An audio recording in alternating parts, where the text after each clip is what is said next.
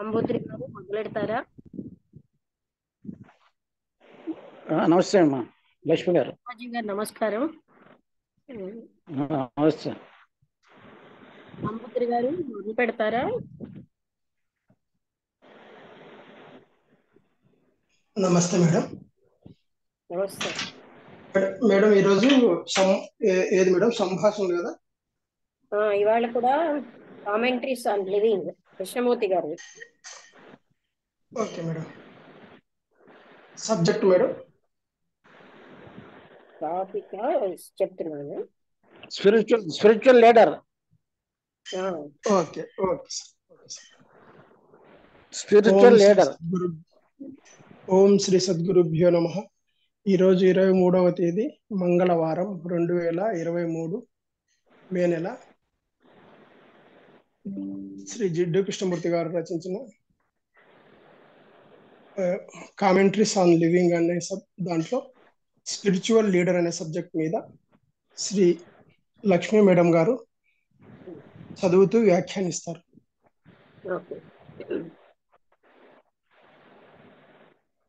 Okay, అయితే ఆయన ఏమంటున్నాడంటే, ఆయన గురువు అన్నవాడు చాలా గొప్పవాడు. ఆయనని మనం వర్ణించడానికి చాలా అంటే సాధ్యం కాదు. ఆయన ఏంటంటే ఆ గురువు గారికి ఒక శిష్యుడు చాలా సంవత్సరాల నుంచి. ఈ గురువు గారు ఇంకా చెప్తున్నాడు అనమాట. ఆయన యొక్క బోధలన్నీ ఎన్నో రకాలైన బ్రూటల్ గా ఉన్న షాక్స్ ద్వారా చూపించారు మనకి. టీచింగ్స్ అన్ని అందించారు. అదే విధంగా ఫౌల్ లాంగ్వేజ్ అంటే చాలా చెడ్డ భాష వాడి చెప్తూ ఉంటారు. అలాగే ఎన్నో అవమానాలు, తర్వాత ఆయన ఒకదానికొకటి వ్యతిరేకమైనటువంటి పనులతోటిను. ఇంకా ఆయన ఏం చెప్పారంటే, చాలా ముఖ్యమైన ప్రజలందరూ, ఎంతో ముఖ్యమైన వాళ్ళు ఆయన అంటే శిష్యుల్లో ఉన్నారు.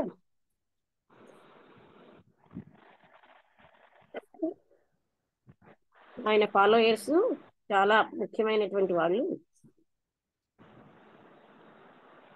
మెనీ ఇంపార్టెంట్ అంటే చాలా ముఖ్యమైన వ్యక్తులు ఆయన శిష్యులుగా ఉన్నారు. అయితే ఆయన యొక్క పద్ధతిలో ఉన్న ఇటువంటివి, ఈ క్రూడ్గా ఉన్న పద్ధతులన్నీ కూడాను అవి ప్రజలనేమోని ఆలోచింపచేస్తున్నాయి. అతను అవి ఏం చేస్తున్నాయంటే వాళ్ళని కూర్చుని వాటిని గమనించేటట్టు అవన్నీ అవసరం అని అనుకుంటూ, ఎందుకంటే చాలా మంది ప్రజలు నిద్రావస్థలో ఉంటారు, వాళ్ళని కదిలించాలి.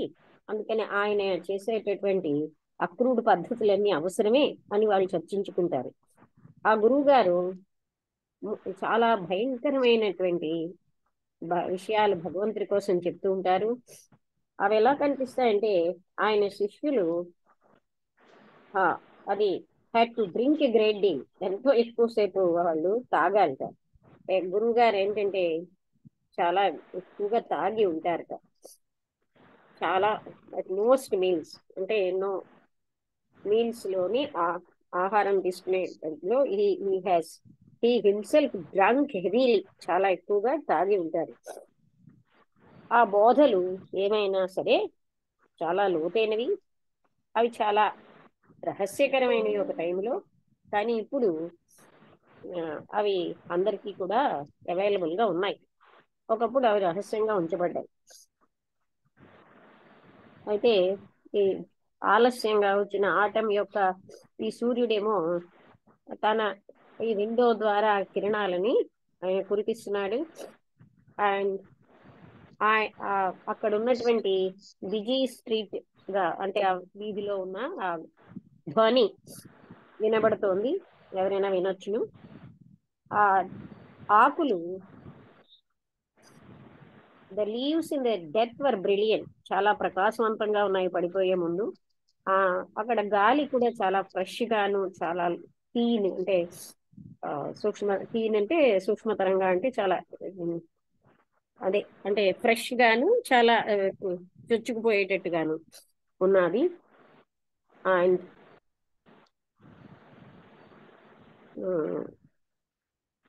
క్వశ్చన్ కి యాజ్ విత్ ఆల్ సిటీస్, అన్ని పట్టణాలలాగే అక్కడ ఒక రకమైనటువంటి డిప్రెషన్, దానికి ఇది అని పేరు పెట్టలేని దుఃఖం అనే వాతావరణం ఉంది. కాన్స్టెంట్ గా, అంటే in the constant light of the evening యొక్క నిరంతర కాంతిలో అలాంటి వాతావరణం ఉంది.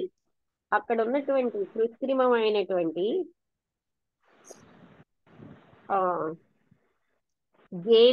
గేలిటీ అంటే ఒకసారి చూడాలండి, GALETY. గైట్ అంటే నడకండి, నడక. ఓకే, ఆర్టిఫిషియల్ అంటే అక్కడ ఉన్నటువంటి ఆర్టిఫిషియల్ నడక కూడా చాలా దుఃఖకరంగా ఉంది, అంటే కృత్రిమంగా ఉన్నది, అది చాలా దుఃఖకరంగా ఉంది. మనం ఎలా కనిపిస్తూ ఉంటాము, ఏదైతే సహజత్వం అది కంప్లీట్ గా మర్చిపోయినట్టుగా ఉంటాం. చాలా స్వేచ్ఛగా చిరునవ్వు నవ్వడం కూడా, అంటే మనం స్మైల్ చెయ్యం. మన యొక్క ముఖాలు ఎంత వర్రీతో నిండిపోయి ఉంటాయంటే యాంగ్జైటీతో, మనం ఎప్పుడు సహజమైన చిరునవ్వు కూడా, ఫ్రీగా చిరునవ్వు కూడా నడవం. కానీ అక్కడ ఉన్నటువంటి ఆకులు ఆ సూర్యుడి కాంతిలో అవి అంటే మెరుస్తున్నాయి. ఒక మేఘం అక్కడి నుంచి వెళ్ళింది. ఇక్కడ ఆధ్యాత్మికమైనటువంటి కదలికల్లో ఈ సోషల్, అంటే సాంఘికమైన ఈ డివిజన్స్ అన్నవి ఇంకా మెయింటైన్ అవుతూనే ఉంటాయి, అంటే కుల మత భేదాలు అలాంటివి. Your battery is lowing down. బాబోయ్, బ్యాటరీ పెట్టాలి. ఒక్కసారండి, నేను ఇది ల్యాప్టాప్ కి బ్యాటరీ పెట్టి వస్తాను, అంటే అదే అక్కడే చెప్తాను.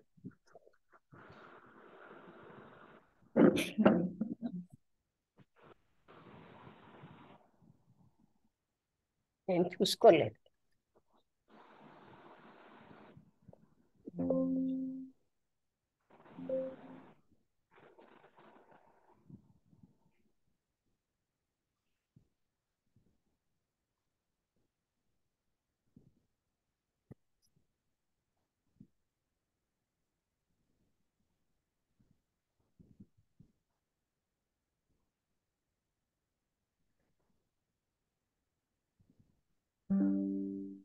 Okay,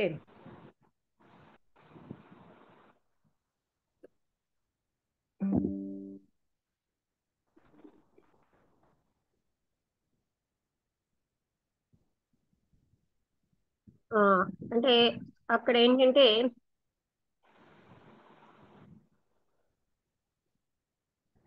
అన్నేమబుల్ sorrow in contrast to the light of the evening, అంటే ఆ సాయంత్రం కాంతికి వ్యతిరేకంగా పేరు పెట్టలేనటువంటి ఒక దుఃఖం, డిప్రెషన్ ఆ వాతావరణంలో ఉన్నాయి.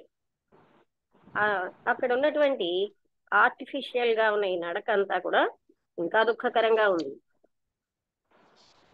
మనం ఏమోని మర్చిపోయిన హలో లక్ష్మి, లక్ష్మి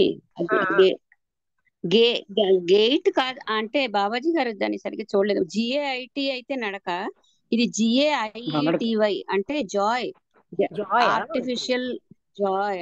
అంటే అందరూ నవ్వుతున్నట్టుగా కనిపిస్తారు కానీ లోపట దుఃఖం. అంటే జాయ్ అంటే ఇంకా అర్థమైంది, అంటే అక్కడ ఉన్న కృత్రిమైనటువంటి ఆనందం కూడా చాలా దుఃఖకరంగా ఉంది. మనం ఏమోని పూర్తిగా మర్చిపోయినట్టున్నాం. అంటే న్యాచురల్ గా సహజంగా ఉండడం మర్చిపోయాం. అందుకనే మనం ఏమోని స్వేచ్ఛగాను చిరునవ్వు కూడా చెందించలేము.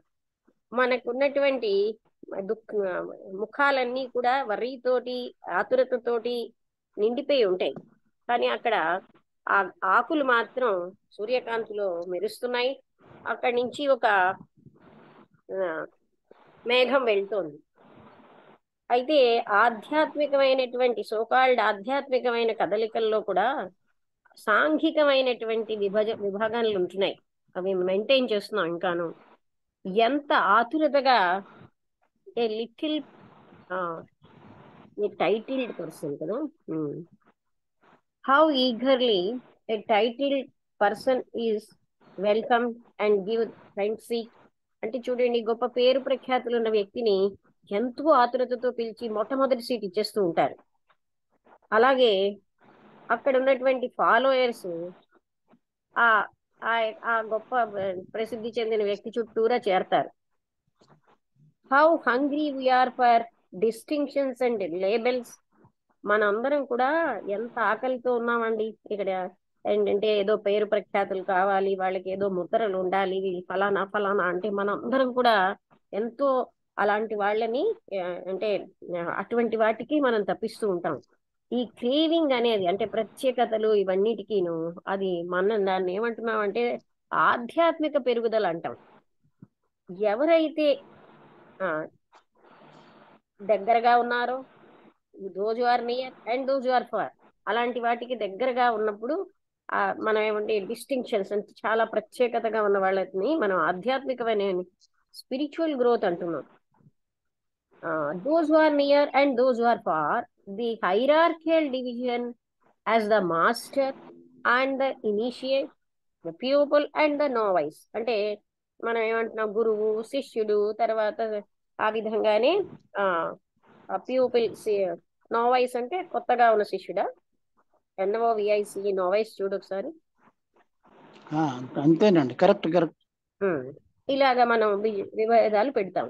ఈ క్రేవింగ్ అనేది తప్పనిసరిగా అంటే మనం ఏమో కొంత అర్థం చేసుకుంటూ ఉంటాం మన నిత్య జీవితంలో ఈ ప్రపంచంలో. కానీ అదే యాటిట్యూడ్ అన్నది మనమేమో క్యారీ చేస్తూ ఉంటే ఈ ప్రపంచంలో ఎక్కడైతే స్టూపిడ్ డిస్టింక్షన్స్ అన్నవి, మూర్ఖమైనటువంటి ఈ విభాగాలు, వాటికి ఏ రకమైన సరే అర్ధరహితం. అవి ఏం చెప్తున్నాయంటే ఎంత లోతుగా మనం కండిషన్ అయిపోయాము మన యొక్క క్రేవింగ్స్ తోటి, ఆ యాపిటైట్స్ తోటి, అంటే ఆకలి మొదలైన వాటితో, అంటే వాటి కోసం తపన అనమాట మనకి. వీటన్నిటితోటి మనం కండిషన్ అయిపోయాం అన్న సంగతి మనకి చూపిస్తున్నాయి. వీటికేమో అర్ధరహితమైనవి. వితౌట్ అండర్స్టాండింగ్ దిస్ క్రేవింగ్స్, వీటిని మనం సరైన విధంగా అవగాహన చేసుకోకపోతే, అంటే మనం వీటికి తప్పిస్తున్నాం. ఇప్పుడు చూడండి, ఒక పెద్ద ప్రసిద్ధి చెందిన వ్యక్తిని గొప్పగా చూస్తాం, మామూలు వాళ్ళని పట్టించుకోం. ఇలాగా ఇది ఏంటంటే utterly vain to seek to be free from pride. అహంకారం అంటే గర్వం నుంచి మనం బయటపడాలి అంటే అది ఈ విధమైనటువంటి క్రేవింగ్స్ అన్నవి వృధా అన్నమాట. అంటే మనం గర్వం నుంచి బయటపడడం కూడా అలాంటిదే. మనం ఎప్పుడైతే మనలోనే అసమానతలు ఉంటున్నాయో మనకు కూడా మనం చాలా గొప్పవాళ్ళం అనే ఒక క్రేవింగ్ ఉంటుంది, అంటే ఒక ఫీలింగ్ ఉంటుంది, అదే గర్వంగాను. కానీ ఆయన ఇంకా చెప్తున్నాడు, మనకేమో గైడ్లు ఉండాలండి, అంటే గురువులు, గైడ్స్, మనకి దారి చూపెట్టేవాళ్ళు, మాస్టర్స్, వీళ్ళందరూ ఉండాలి. మీరేంటంటే వాటికి అతీతంగా ఉన్నారు, కానీ మేము సామాన్యమైన ప్రజలం కదా, అవి మాకు అవసరం అండి, లేకపోతే మేమేమోని గొర్రెల్లాగా అయిపోతాం అని ఆయన అంటున్నాడు. మేమేముంటే మా యొక్క నాయకుల్ని బా రాజకీయంగా గాని ఆధ్యాత్మికంగా గాని మేము ఎన్నుకుంటున్నాం. అవుట్ ఆఫ్ అవర్ మాకున్న కన్ఫ్యూజను, అందుకని వాళ్ళు కూడా కన్ఫ్యూజ్డ్ గా ఉంటారు. So they also are confused. అంటే ఇక్కడ మళ్ళీ ఇంకో పాసేజ్ లో చెప్తున్నారు, మనమేమో ఆధ్యాత్మిక గురువులను పొలిటికల్ గా గాని ఆధ్యాత్మికంగా గాని మనం ఏమని కన్ఫ్యూజన్ లో ఉండబట్టి మనం మన కన్ఫ్యూజన్ తో వాళ్ళని మనం ఎన్నుకుంటూ ఉంటాం, వాళ్ళు కూడా కన్ఫ్యూజ్డ్ గానే ఉంటారు. మనం ఏం చేస్తున్నాం అంటే మన ఎవరైనా దెబ్బలాడాలను, అంటే మనకి ఎవరో సుఖాన్ని ఇవ్వాలని, అంటే మంచి మాటలతో ఎంకరేజ్, మనకి ప్రోత్సాహం ఇవ్వాలని, మనం తృప్తి పడాలని అని అనుకోవడం వల్లే మనం ఒక టీచర్ని ఎన్నుకుంటాం. ఆయన మనకి ఏంటంటే మనం ఏదైతే తప్పిస్తున్నామో అది ఇస్తాడని. మనం ఏంటంటే రియాలిటీ, సత్యం కోసం వెతకం, కానీ మనం తృప్తి కోసం ప్రయత్నిస్తూ ఉంటాం. మనలో ఉన్నటువంటి ఏవేవైతే ఆకలి అంటే తప్పిస్తున్నామో వాటన్నిటి యొక్క గ్రాటిఫికేషన్ కి మనం ఎక్కువగాను ప్రయత్నిస్తాం, సెన్సేషన్స్ కి ప్రయత్నిస్తున్నాం. అయితే అంటే సంవేదనలు అన్నారు, సెన్సేషన్. ఇది సెల్ఫ్ గ్లోరిఫికేషన్, తన్ను తాను వైభవోపేతం చేసుకోవడానికి ఇది చాలా, ఇట్ ఈస్ ఎసెన్షియల్లీ అంటే అవసరం. That we create the teacher. అంటే నేను ఫలానా గురువు గారి శిష్యుడినండి అని మనం ఒక గురువుని సృష్టించుకుంటున్నాం, ఒక మాస్టర్ని. And we feel last. మనం ఇంకా అక్కడికి మనమేమి ఉండం, కన్ఫ్యూజ్ అయిపోతూ ఉంటాం. మనం ఆతురతతో ఎప్పుడైతే మనల్ని కాదంటుంటారో సెల్ఫ్ ఈజ్ డినైడ్, మనం ఎంతో ఆతృతతో ఉంటాం. మీకేమోని డైరెక్ట్ గా ఫిజికల్ టీచర్ లేకపోతే మీకు దూరంగా ఉన్న వాళ్ళని మీరు ఏదో ఒక రకంగా అదే అంటే డైరెక్ట్ గా లేరు గనక అక్కడెక్కడో దూరంగా ఉన్న వాళ్ళని ఎంచుకుంటారు, మీరు ఒక నిర్మించుకుంటారు. వాళ్ళు గుప్తంగాను మిస్టీరియస్ విచిత్రంగాను ఎన్నో రకాలుగా ఉంటారు. ఈ మొట్టమొదటి వాళ్ళు డిపెండ్ అవుతారు, రకరకాలైనటువంటి భౌతికమైనటువంటి ఉద్రేకపూరితమైన ప్రభావాల కోసం గురువు మీద డిపెండ్ అవుతారు. మిగతా ఇంకొకరు ఏంటంటే సెల్ఫ్ ప్రొజెక్టెడ్, వాళ్ళే అంటే దూరంగా ఉన్న గురువులు అన్నారు కదా, వాళ్ళంతటి వాళ్ళే ప్రొజెక్ట్ చేసుకుంటూ ఉంటారు అన్నమాట. అలాంటిది హోమ్ మేడ్ ఐడియల్, అంటే వాళ్ళంతటి వాళ్ళే తీసుకున్న ఒక ఆదర్శం on various physical and emotional influences and the latter is self projected a home made ideal, but both are ఇద్దరు కూడా అవుట్కమ్ ఆఫ్ యువర్ చాయిస్, మీరు ఎన్నుకున్న వాళ్ళే. ఆ చాయిస్ అనేది తప్పనిసరిగా ఈ ద్వంద్వాల మీద ప్రిజుడిస్ మీద ఆధారపడి ఉంటుంది. మీరేమో యు మీ ప్రిఫర్, మీరు ఒక చాలా గౌరవప్రదమైనటువంటి అలాగే సుఖకరమైనటువంటి కంఫర్టింగ్ నేమ్, మీ యొక్క ప్రిజుడిస్ కి మీరు ఒక మంచి పేరు పెట్టుకుంటారు. మనం ఏంటంటే ప్రిజుడిస్ అంటే ఇష్టపడం కదా, దానికి ఒక కంఫర్టింగ్ అండ్ నేమ్ పెడతాం.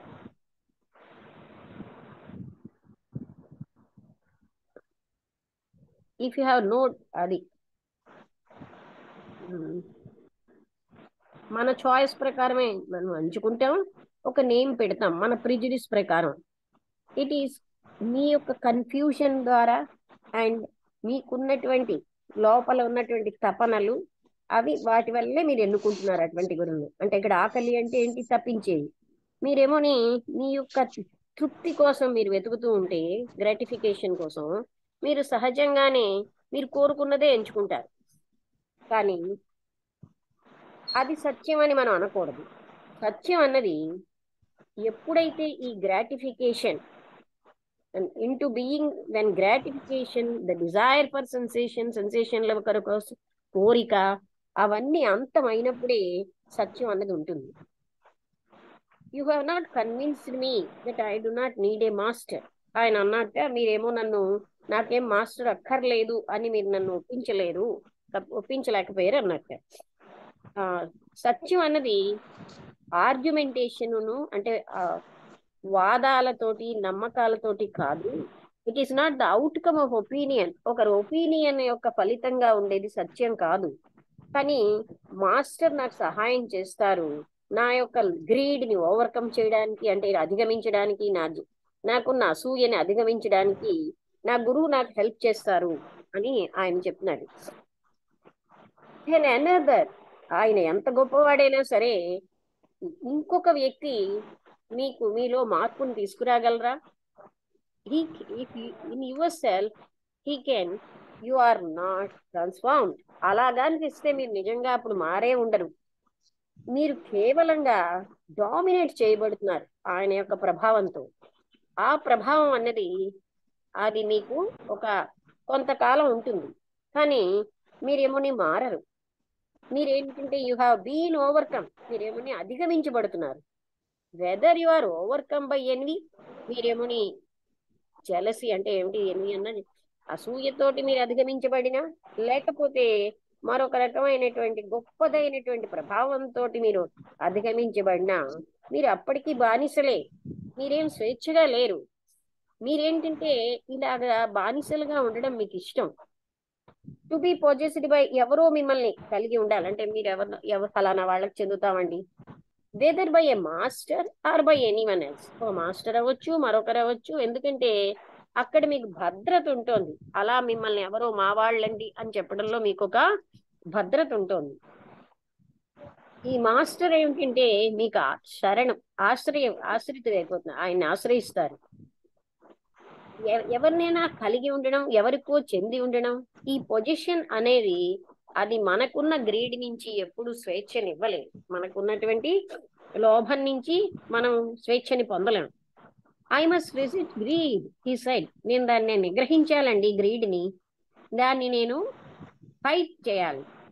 మీకు ప్రతి ప్రయత్నం కూడా దాన్ని నాశనం చేయడానికి చేయాలి. అప్పుడు మాత్రమే దాన్ని నేను పోగొట్టుకోగలను. From what you say you have been in conflict with greed. మీరు చెప్పిన దాంట్లో ఏం తెలుస్తుందంటే మీరు ఆ గ్రీడ్ తో సంఘర్షణలో ఉంటారు చాలా సంవత్సరాలు, అయినా కూడా యు ఆర్ నాట్, దాని నుంచి మీరు స్వేచ్ఛ పొందలేకపోతున్నారు. మీరు you have not tried hard enough. నేను చాలా ఎక్కువ కష్టంగా ఎంతో ప్రయత్నించానని చెప్పకండి. Which is the obvious response. అదేంటంటే దాని యొక్క రెస్పాన్స్ అన్నమాట. మీరు ఈ సంఘర్షణ ద్వారా ఏదైనా అర్థం చేసుకోగలరా? దేన్నైనా నాట్ టు అండర్స్టాండ్. మీరేంటంటే to conquer is not to understand. మీరు అధిగమించడం అని అంటే దాన్ని అవగాహన చేసుకోలేదు. వాట్ యు కాంకర్, మీరు ఏదైతే అంటే జయించారో అది has to be conquered again and again. మళ్ళీ మళ్ళీ జయిస్తూనే ఉండాలి. కానీ అక్కడ there is freedom from that which is fully understood. ఎప్పుడైతే సంపూర్ణంగా అవగాహన అవుతుందో అప్పుడే మనకి దాని నుంచి పూర్తి స్వేచ్ఛ వస్తుంది. To understand there must be awareness of the process of resistance. మీరన్న నిగ్రహం ఉంది, ఆ నిగ్రహం యొక్క ప్రాసెస్ అంతే మీకు అవగాహన. దాన్ని అంతటినీ మీరు అవేర్నెస్ తో అంటే ఎరుకతో చూసినప్పుడే మీకు అవగాహన అవుతుంది. అది ఏంటంటే అది దాన్ని అప్పుడే మీరు సంపూర్ణంగా అవగాహన చేసుకోవాలి అవేర్నెస్ ఉన్నప్పుడు. టు రెజిస్ట్, ఎప్పుడైతే నిగ్రహిస్తూ ఉంటారో అది చాలా సులువుగా ఉంటుంది. అవగాహన చేసుకోవడం కంటే నిగ్రహించడం సులువు. అంతేకాకుండా వీఆర్ ఎడ్యుకేటెడ్ టు రెజిస్ట్. మనం ఎలా ఎడ్యుకేట్ అవుతున్నాం అంటే దాన్ని నిగ్రహించేటట్టే.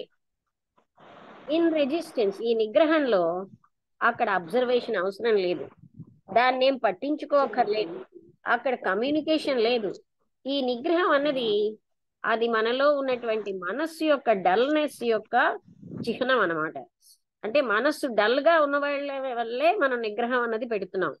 ఏ మనస్సు అయితే నిగ్రహిస్తూ ఉంటుందో అది తను పరివేష్టితమై అదేంటంటే దాంట్లోని సున్నితత్వానికి అసమర్థంగా, అంటే అక్కడ సున్నితత్వం ఉండదు, అవగాహన ఉండదు. అవగాహన చేసుకోవడం అన్నది to understand the ways of, మనం నిగ్రహించే పద్ధతులన్నిటినీ అవగాహన చేసుకోవడం చాలా ముఖ్యమైన విషయం. దాన్ని గ్రీడ్ని వదిలించుకోవడం కంటే మనం ఎలాంటి పద్ధతులతో నిగ్రహిస్తున్నామన్న వాటన్నిటిని అర్థం చేసుకోవడమే చాలా ముఖ్యం. యాక్చువల్ గా మీరేంటంటే వాట్ ఈస్ బీయింగ్ సెడ్, చెప్పిన దాన్ని మీరు యు ఆర్ నాట్ లిజనింగ్, మీరు వింటం లేదు.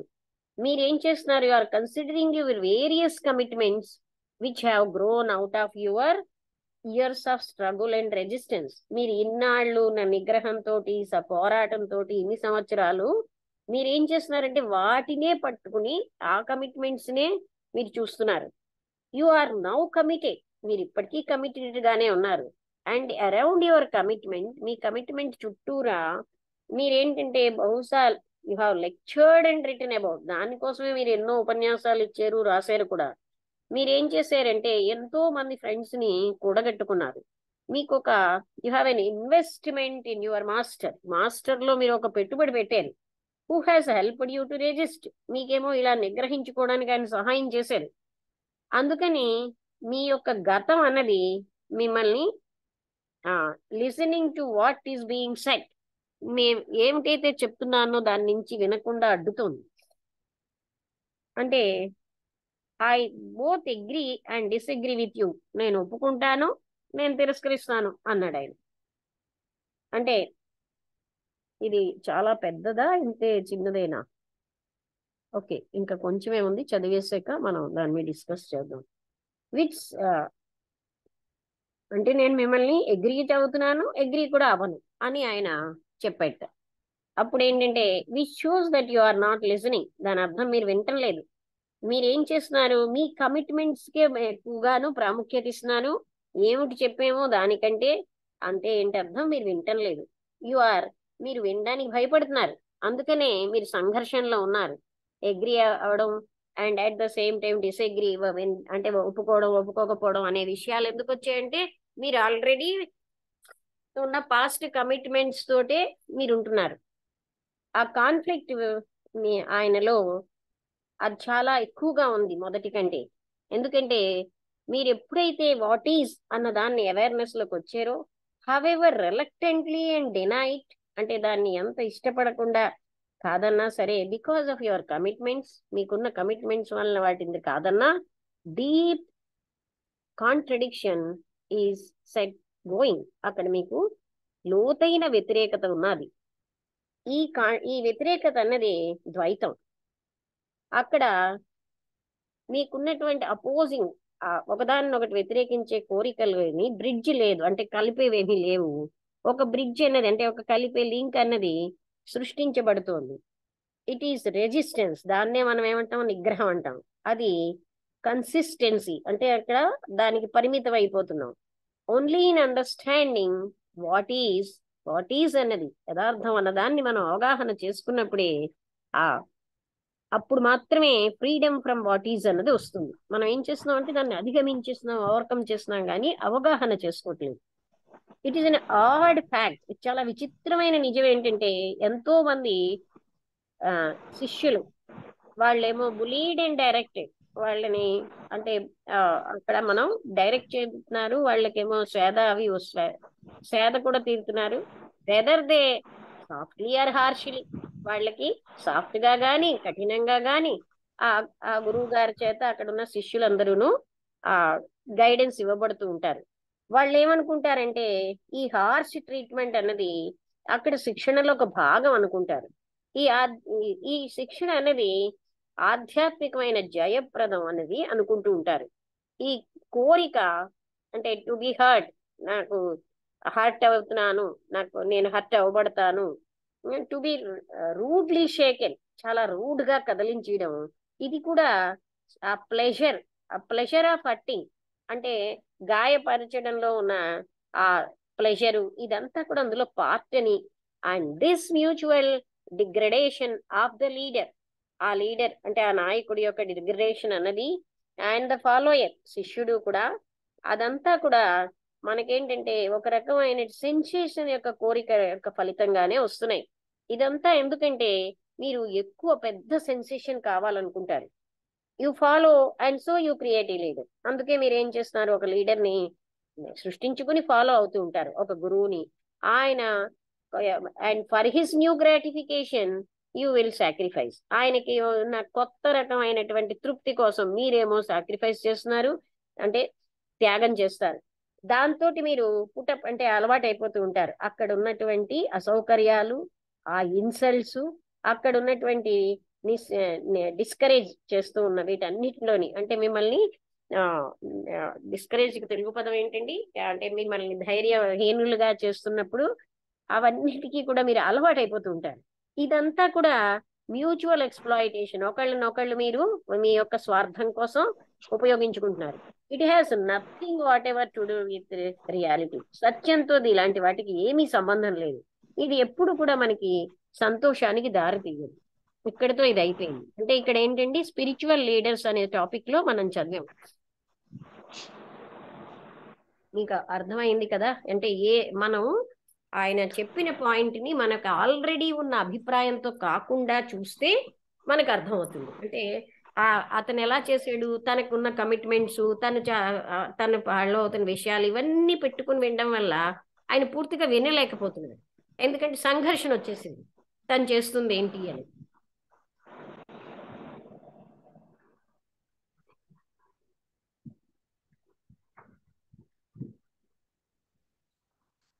ఓకే, ఎవరైనా మాట్లాడతారా? లేకపోతే బాబాజీ గారు మీరు చెప్పండి, తర్వాత రాంబుద్రి గారు, వసంతలత వాళ్ళు చెప్తారు. మీకు ఏదైతే అవగాహన అయిందో. ఒక్క నిమిషం. మంచిదండి, అందరికీ శుభాకాంక్షలు.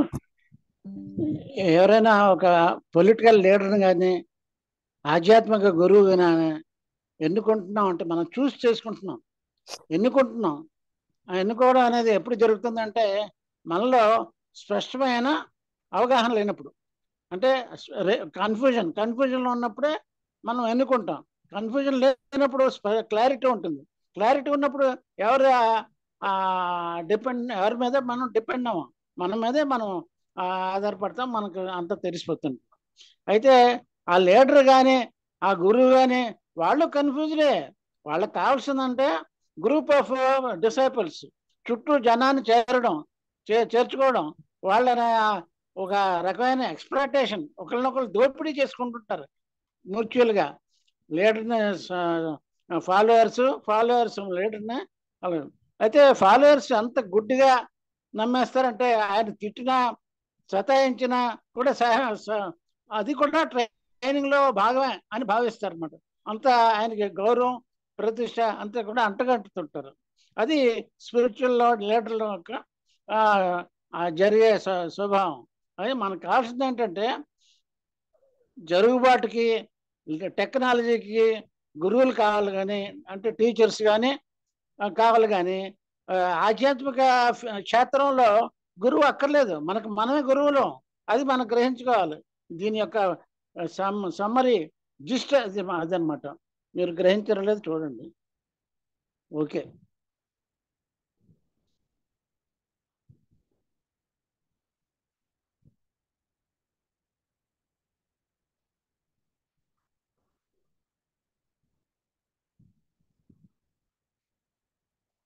రాంబుద్ధుడి గారు, బాబాజీ గారు చెప్పేది అర్థమైంది కదా, మీరు విన్నారు కూడా కదా.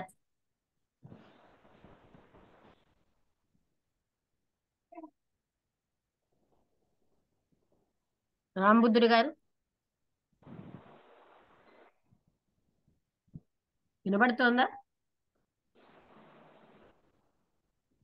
హలో వసంతలత.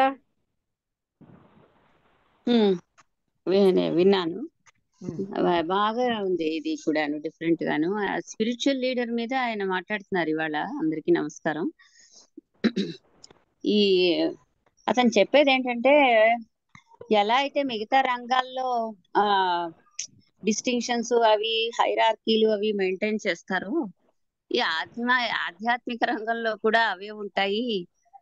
ఫ్రంట్ లైన్ వెనక లైన్, చాలా గొప్ప వాళ్ళు అయితే ముందు కూర్చోబెట్టడం, తర్వాత వాళ్ళ తాలూకు శిక్షలు కింద ఎక్కడో వెనక్కి ఎక్కడో కూర్చోవడం, ఈ క్రేవింగ్స్ అంటే కొంచెం ఆ గొప్పతనాన్ని చాటించడం, ఇవన్నీ మామూలు వరల్డ్ లో ఇవన్నీ ఉంటాయి. కానీ ఆధ్యాత్మిక రంగంలో ఈ డిస్టింక్షన్స్ అవి న్యాచురల్ గా ఉండవు. కానీ మనం ఏమిటంటే ఈవెన్ ఆధ్యాత్మిక రంగంలో కూడా ఈ గురువు శిష్యులు ఈ హైరార్కీలు మెయింటైన్ చేయడం, చిన్న శిష్యుడు ఎందుకు ఆధ్యాత్మిక రంగంలో కూడా ఉంటున్నాయి కదా. అదే అతను అంటున్నారు, పొలిటికల్ ఆర్ స్పిరిచువల్. అదే నేను అంటున్నాను, అదే చెప్తున్నాను. పెద్దవాళ్ళు అని ఉండదు ఏంటి? కాదు చెప్తున్నాను, అదే చెప్తున్నాను నేను. ఇది మామూలుగా నార్మల్ లైఫ్ లోనే కాకుండా ఆధ్యాత్మిక రంగంలో ఎక్కడైతే ఉండకూడదో అక్కడ కూడా అవే అంటే దుష్పరిమాణాలు, ఈవిల్స్ అవన్నీ అక్కడ కూడా జరుగుతున్నాయి. మనం ఏదైనా ఒక ఆధ్యాత్మిక ప్రవచనాలు అవన్నీ ఆర్గనైజ్ చేస్తారనుకో, పెద్ద గురువుల్ని వాళ్ళని, అందులో ముఖ్యమైన వాళ్ళని ముందు సీట్లో కూర్చోబెడతాం, ఆ తర్వాత వెనక్కి కూర్చోబెడతాం. అలాగేంటంటే ఈ డిస్టింక్షన్స్ అనేవి నార్మల్ లైఫ్ లో చేసేటువంటి డిస్టింక్షన్స్ ఆధ్యాత్మిక రంగంలో అక్కడ ఉండకూడదు. అవేవి నువ్వు అందరూ సమానం అనేటువంటి గురువు శిష్యుడు అని వేరే ఏం లేదు అనేటువంటి రంగంలో కూడా. ఒకసారి చెప్పనా, ఆల్రెడీ ఉన్నవి నువ్వు ఉండకూడదు అంటావేంటి? గురువు గారిని ఎక్కువ చూడరేంటి ఎవరైనా? ఆల్రెడీ ఉన్నాయి అవి. అది ఉండకూడదు అంటారు అతను. అలా అనలేదు, అతను చెప్పేది అదంటే distinctions are maintained here also, the distinctions are maintained అని అంటే అవి చూపించబడుతున్నాయి అని చెప్తున్నారు.